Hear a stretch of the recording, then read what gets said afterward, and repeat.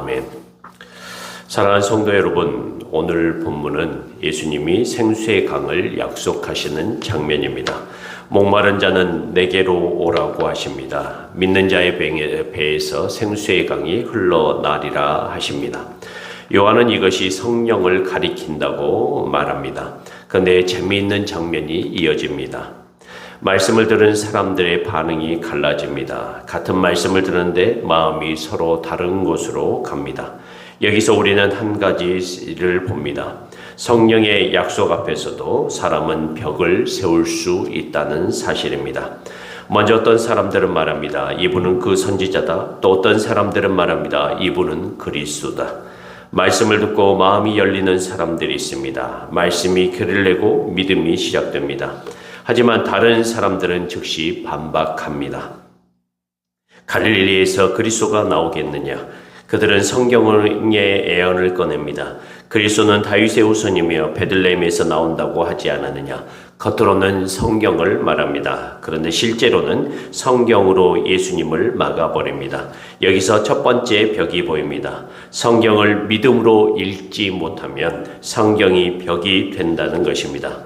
그들은 예언의 한 구절은 붙잡습니다. 그러나 그 예언이 가리키는 분을 만나려고 하지 않습니다.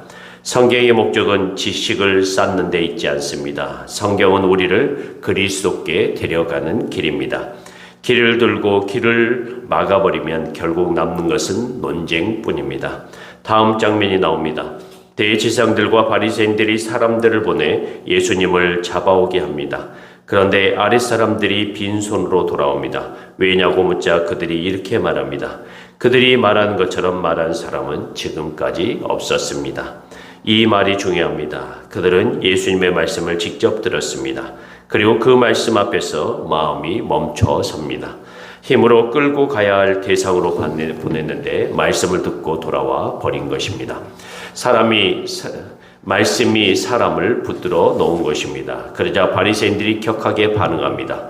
너희도 미혹되었느냐? 당국자나 바리새인 중에 그를 믿는 자가 있느냐? 율법을 알지 못하는 이 무리는 저주를 받을지로다.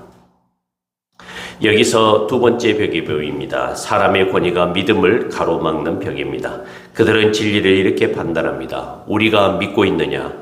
인정받는 사람들이 동의하느냐? 그러나 복음은 그렇게 시작되지 않습니다.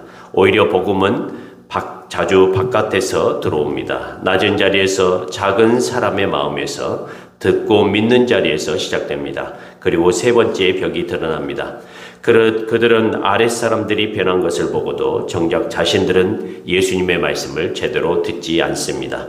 듣지 않으니 오해가 커집니다. 나사렛에서 자란 것만 보고 베들레헴에서 나신 사실은 알아보려 하지 않았습니다. 확인해보면 금방 풀릴 일인데 확인하지 않는 이유가 있습니다. 이미 결론을 내렸기 때문입니다. 그러니까 핵심은 이것입니다. 예수님을 믿지 못하게 하는 가장 큰 방해는 정보 부족만이 아닙니다. 듣지 않으려는 마음, 내 편만 인정하려는 마음, 내가 이미 정해놓은 결론이 예수님께 가는 길을 막습니다. 그렇다면 오늘 본문은 우리에게 묻습니다. 너는 어떤 벽을 가지고 있느냐? 예수님께서 오라고 하시는데 나는 무엇을 핑계로 멈추고 있느냐는 것입니다. 어떤 분은 이 벽이 상처일 수 있습니다. 교회에서 실망한 경험입니다. 그래서 말씀을 듣기 전에 마음이 다칩니다. 어떤 분은 이 벽이 자존심일 수 있습니다. 내가 옳아야 하니까 내가 굽히기 싫으니까요. 어떤 분은 이 벽이 두려움일 수 있습니다. 믿으면 삶이 바뀔까봐, 관계가 흔들릴까봐 겁이 납니다. 하지만 예수님은 오늘도 똑같이 말씀하십니다. 목마르냐? 내게로 오너라. 나를 믿어라. 그러면 너의 안에서 영원히 마르지 않는 생수가 흐를 것이다. 성령이 너를 살릴 것이다. 사랑하는 성도 여러분, 말씀을 평가하려 듣지 말고 말씀을 만나기 위해 들읍시다. 성령은 듣는 자리에서 역사하십니다. 생수는 머리로만 아는 사람에게가 아니라 목마름을 인정하고 주님께 오는 사람에게 흐른다는 것을 잊지 않고 살아가는 우리가 되길 주님의 이름으로 간절히 축원합니다.